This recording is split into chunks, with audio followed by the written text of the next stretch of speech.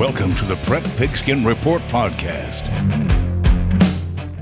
Welcome to PPR podcast number 44. My name is Paul. The man to my right is the mythical Burt Grossman. Burt, before we introduce our guests, where's your PPR stuff? Oh, it's over there. It got spaghetti salsa. All right. This PPR attire is available at PrepPigskinReport.com. PrepPigskinReport.com. Supplies are limited, so order your stuff now. Once we hit the football season, you're going to have to wait. All right, with that commercial out of the way, your introductions, please. Marcus Radcliffe, Cathedral High School, San Diego State commit. How are you, Marcus? I'm good. How are you guys? That sweatshirt speaks volumes, young man. Are you excited that that decision's out of your life? Yeah. It's really relaxing and whelming. I've committed already. And the fact that you're going to know a silver pigskin winner when you finally hit campus in Lucky Sutton, that's gotta be comfortable too, is it not? Yeah, it's really cool. So I hate to ask this. I always ask these questions. What? How strong is your commit? I mean, you committed earlier than everybody in the county, pretty much. I think, right after your junior year. But, if somebody like UCLA or you have a monster year, are you solid on San Diego State? Or is there thoughts of maybe somebody else walks around, at the end of the year and maybe you love it there? I'm pretty solid on where I stand. I fit everything I need. I feel like now the gates are closed, though. I mean, I think it'd be if anyone saw a better opportunity roll around, I think they'd go for it. But as of right now, I'm really solid on what I want in SDSU. I have one more question too, because it seems like every kid in San Diego State now has. Because you also were offered by Yale, which is pretty impressive. I mean, I thought you were on Yale. No, not Yale. This is the second time I messed up. I told you. You're a researcher. All right. So did you forfeit your question then? I forfeit my question. It's your turn. Marcus, to follow up on that, I get that it's big business now, the collegiate deal, and commitments are like coaches. To me, if the coaching staff that you commit to is still there, then you owe them an obligation to, you're only as good as your word. But if someone like Alabama came along or some other, pie in the sky school, what becomes more important? The level of your football visibility and maybe the caliber of your collegiate education, or your word as a man to a coaching staff? To me, it's like a business. I feel like it's just I need to go where what fits me and what's gonna help me the most. I feel like loyalty maybe isn't a top priority in business. I think I should look out for me first. Fair enough. I mean, I think some people, old fuddy-duddies like me say, no, but then, I never got paid to wear something. Did you turn down Alabama? I never turned down Alabama. Marcus, I didn't even have an offer, so. That's hard to believe. I don't believe that. But you know what? I found a way to stay involved. All right, Marcus, can we just take us into that safety room at Cathedral? Because, man, you got some players, do you not? Yeah. Tell us about who you line up with and some of the guys you're playing with. So this last year, it was me at free safety, and then at strong safety, Matt and Framo and Ty Cortez would rotate. They're both really young and have a lot of potential. I think they're going to really go far in football and continue to get a lot better. Matt was a freshman, Ty was a sophomore, and they were showing a lot of impact really early versus big teams. And so our safety room was really good. We all like to hit. Our safety room was really advanced for young guys. I'll say. I saw, the one thing when I went to Cathedral, I noticed how tall you were. Are you 6'3", 6'4"? Yeah, 6'3", 6'3". Is that prototypical for a safety now? Well, you think, he's young. You can probably get up to 220. That's a pretty big safety. Yeah. Especially in the way they're doing it in the NFL now, and I assume college as well, is you got that hybrid position where it's like a... That's where you played. Where you're slash... You were 8-bred, not hybrid. Sorry. You're 8-bred position. The game has evolved a little bit, and that third linebacker slot now often is a hybrid safety slash some guy who can come up and lay the wood. Am I wrong? The game has evolved? No, yeah, 100%. Is that you play up top right now. You're the free safety, but is that as you grow? Is that something that you can grow into? Yeah, I think it could be. For Cathedral, I play it free, but also have some roles and like feeling like holes, feeling runs, feeling for screens, like playing inside out. So I think I could definitely see myself playing that like third linebacker type position. So you have a pretty, I guess, your opener, I guess, has been the most I'm thinking about. I don't remember looking forward to a game that much since I've been doing this. Do you? It's a big deal. That August 19th game. Where's that being played? At Mater Dei. So you're going to be on the road against the state champion. Look, he's smiling, dude. All right. In a Cathedral is Cathedral. You've been head and shoulders better than everybody in the county. But now this year you're reloading. It's week 1. Mater Dei has that cast of blue chippers coming back. Who's favored to win that game that's being played at Mater Dei? I'm gonna go with us. I think it's us. I think we're gonna prepare well. I think we're gonna reload just fine. I think we have the players to do it.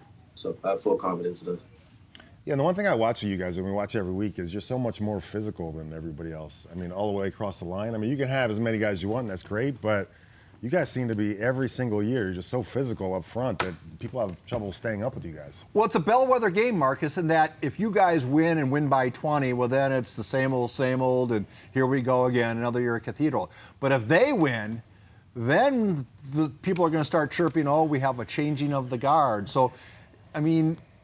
A lot at stake. A lot at stake, or am I just... You could actually go a little farther and say the Holy Bowl is going to be Cathedral Mater Dei now, not Saints anymore. You could have a new opponent in the Holy Bowl, at least until Yeah. St. Augustine gets their act together. So, I mean, is that something you guys talk about, or is that just something me and Burt talk about? I mean, not really. Right now, we're just kind of worried about, like, not even worried. We're just focusing on ourselves. Like, we're not really, like, looking too far into that. We're just trying to focus on ourselves day by day, like, make ourselves the best team, have good leadership, get stronger, get bigger, get faster, and, like, really, like, set our, like, ideals and how we're going to think into place. And so then we can prepare for them. Right now, it's just we need to focus on ourselves. I don't know if you guys talk about this, and tell me if this is fair, because I'm guilty of it too. I mean, forever we talk about Cathedral getting transfers, and, you know, everybody wants to go there and dig at them a little bit. But now that everybody else is getting transfers, it's kind of like, this is great for the kids, great move for the kid. But it was never that way with you guys. You guys like to, why is that? I mean, does everybody just hate you guys? I mean, yeah, it feels like it sometimes, but I don't know. We really hype anything up. Well, it's kind of lonely on top, isn't it? Yeah, it is. Yeah. I wouldn't know. Yeah, lonely on top for sure. Because I think people are jealous of your success. And people are, you know, we see a lot of teams with a lot of good players that don't achieve Cathedral success. So, I mean, you have a lot of things. Maybe you could talk a little bit about that, Marcus, the Cathedral experience, be it coaching, be it academics. I think what Cathedral represents is it shows the value of higher expectations. Maybe you could pick up the conversation there. Yeah, 100%. Our expectations are always higher, and we're always going to take things to, like, new levels.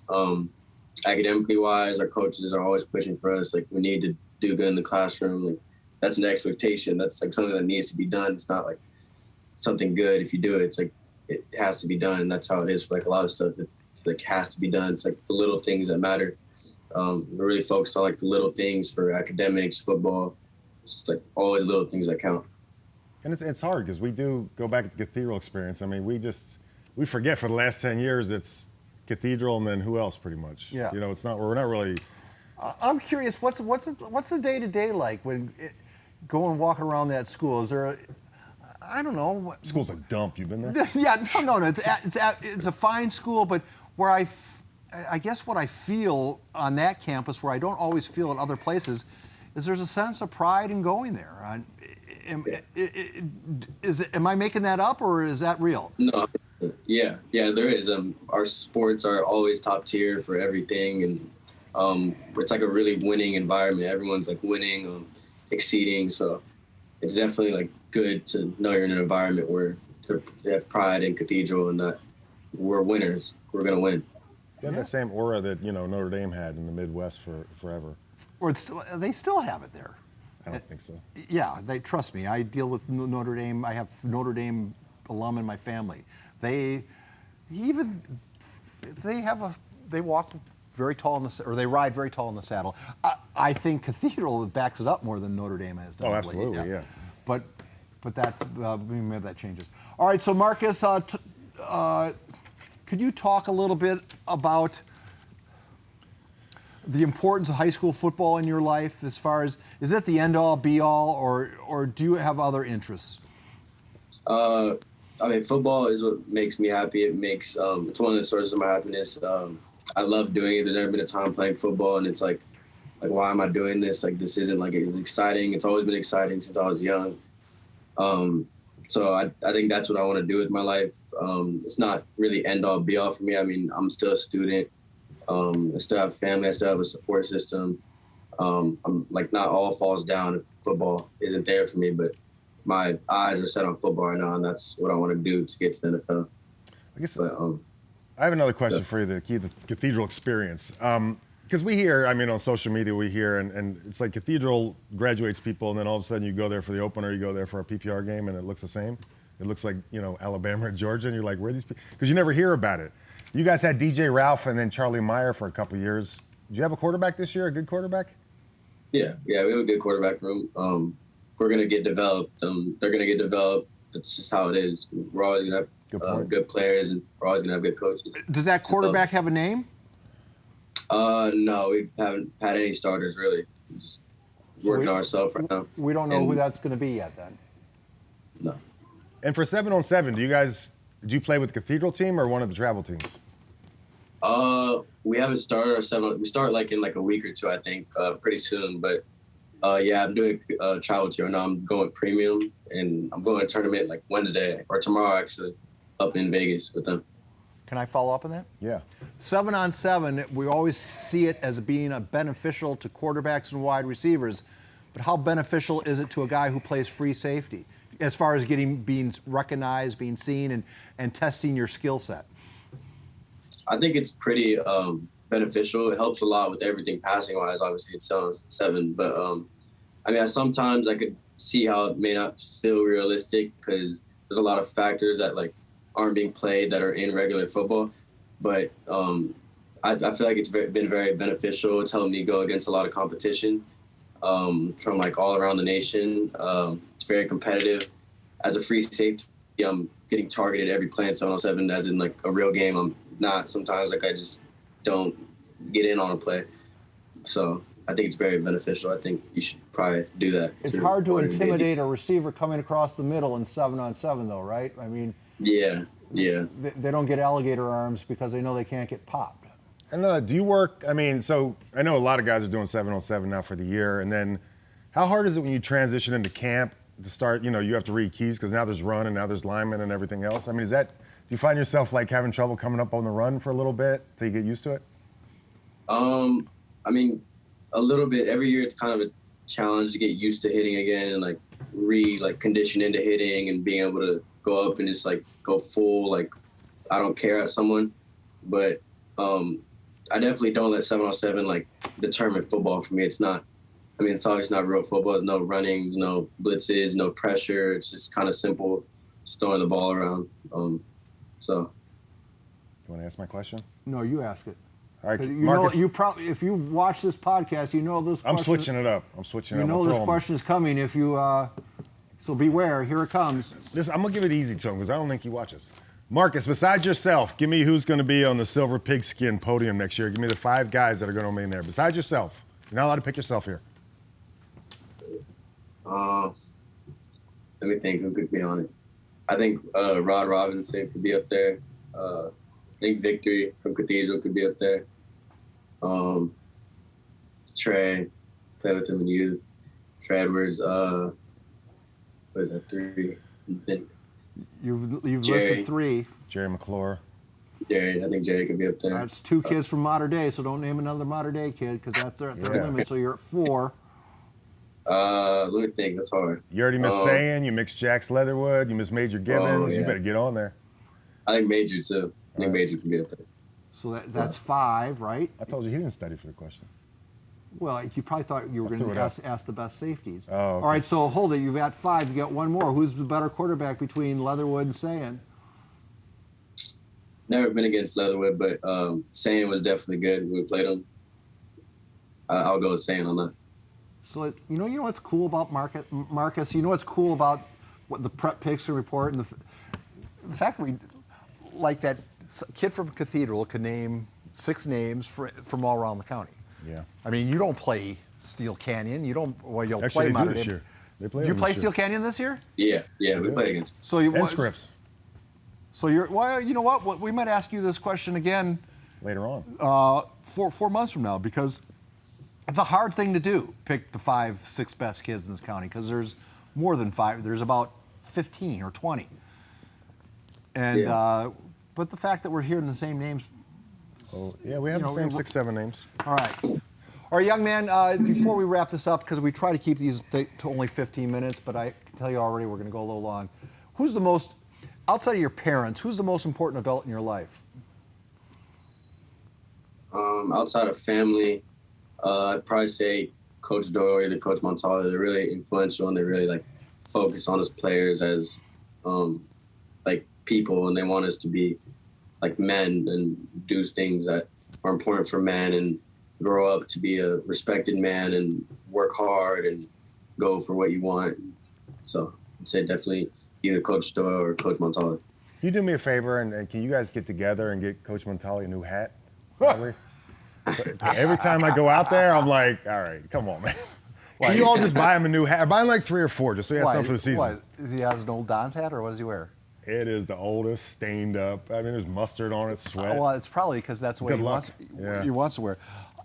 Because, I'm interested in the lessons a young man, a young athlete like you have had coaches, shouting in your ear since you've been in, short pants. So, what's the piece of advice or the coaching lesson? What's the thing that echoes in your head when you're having a tough day or something? I'd be interested in knowing what's the best piece of advice you've received. Yeah, it's hard. It's tough. I'd say definitely keep going. Like you have to keep continuing what you want to do. You can never stop and settle or get comfortable in that.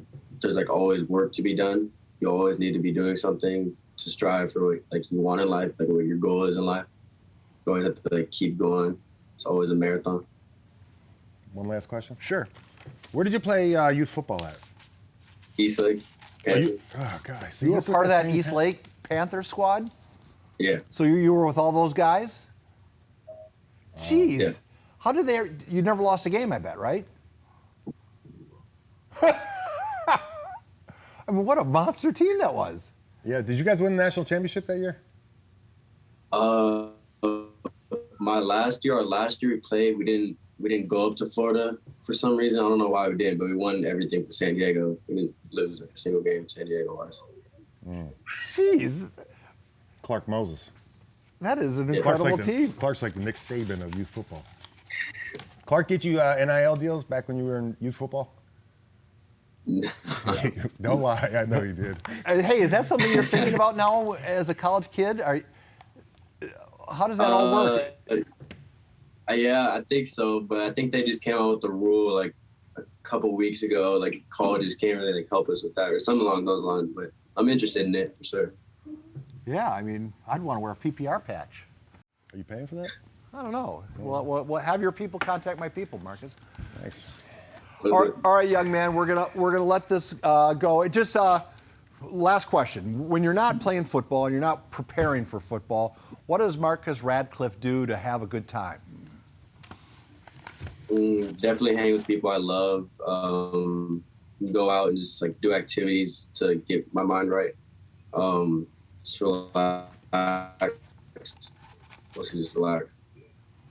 And one last thing, because we have to put this out there. We keep having the good-looking, popular, smart kids on. We need a lineman on here. Yeah, Marcus, we want to get a lineman. So I need somebody at Twitter. Hit me up at Twitter. Who's the best lineman in the county right now? We want to have him on. I'm gonna definitely go with John Rodriguez. Play with him on East. He's good. He's really good. From Madison? Madison, yeah. All right. All right, reach out to him. I will. Okay. All right, Marcus, thank you for rescheduling with us. We really appreciate it. We wish you well, and I suspect we'll be talking again in the not so distant future. Sounds good.